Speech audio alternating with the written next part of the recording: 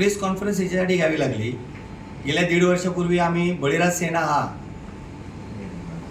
कुणबी समाजाच्या पुढाकाराने पक्ष स्थापन केला. बहुजनांना सगळ्यांना शेतकरी, कष्टकरी, कामगार वगैरे एकत्र घेऊन आम्ही चालवत असताना ज्या काही अडचणी येत होत्या, काही अडचणी भासत होत्या, त्या आम्ही सरकारसमोर म्हणजे मुख्यमंत्री महोदयासमोर पालकमंत्र्यांच्या माध्यमातून ठेवल्या आणि सकारात्मक आम्हाला त्यातून काम होताना दिसलं. एकंदरीत ज्या ज्या काही आमच्या मागण्या होत्या त्या आम्हाला पूर्ण होताना दिसल्या.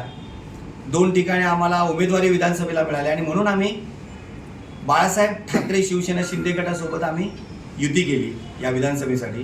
आणि ती युती केलेली असताना आज युती धर्म पाळावा म्हणून पाळला पाहिजे. त्यानिमित्ताने आज कोकणाचा आम्ही दौरा करतोय आणि कोकणामध्ये जिथे जिथे आमचे उमेदवार उभे आहेत त्या ठिकाणी आम्ही लोकांना सांगतोय की उमेदवार निवडून द्या, सत्ता पूर्ण यावी. यासाठी पत्रकार परिषद स्पष्टीकरण याचं देण्यासाठी की का आम्ही यांच्याबरोबर युती का केली हे लोकांना संभ्रम निर्माण झाला होता. तो सर्वांचा संभ्रम दूर करण्यासाठी आजची पत्रकार परिषद घेऊन हे सगळं जाहीर करून टाकलं.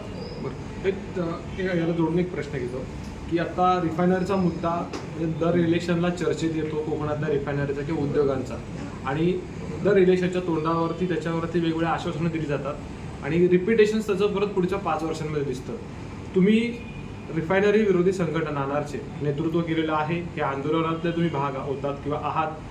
पुढच्या काळामध्ये कोकणातल्या रिफायनरी त्यांची राजकीय पक्षांकडून घेतलेली भूमिका याबद्दल तुम्ही कशा पद्धतीनं तुमचा मार्ग निवडणार? आज आपल्याला एक आनंदाची बातमी हे अशी आहे गोष्ट आपल्या कोकणवासियांसाठी, महाविकास आघाडीने सुद्धा आमच्याच विरोधकांच्या मागणीमुळे जाहीरनाम्यात घेतलं आहे की कोकणात रिफायनरी करणार नाही. महायुतीने सुद्धा सन्माननीय मुख्यमंत्री महोदयाने फडणवीस साहेबांनी स्वतः प्रत्यक्ष मला सांगितलं की कोकणात रिफायनरी होणार नाही आणि करणार नाही. त्या बदल्यात चांगले दुसरे व्यवसाय कोकणाच्या वातावरणाला पूरक असलेले व्यवसाय आणणार आहोत.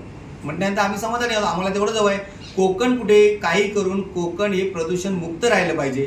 हीच आमची अपेक्षा आणि मागणी आहे आणि ती होताना पूर्ण दिसते. तुम्ही बघितलं असणार बॉक्साईडची गणपतीच्या टायमाला जनसुनावणी घेतली होती.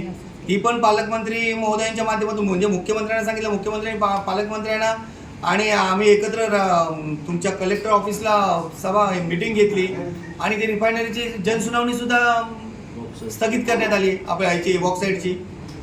म्हणजेच काय, जर ते सरकार आपल्या मागण्या किंवा आपल्याला अपेक्षित असलेलं करत असतील तर साहजिकच आहे त्यांच्यासोबत उभं राहणं गरजेचं आहे आणि म्हणून राहिलो.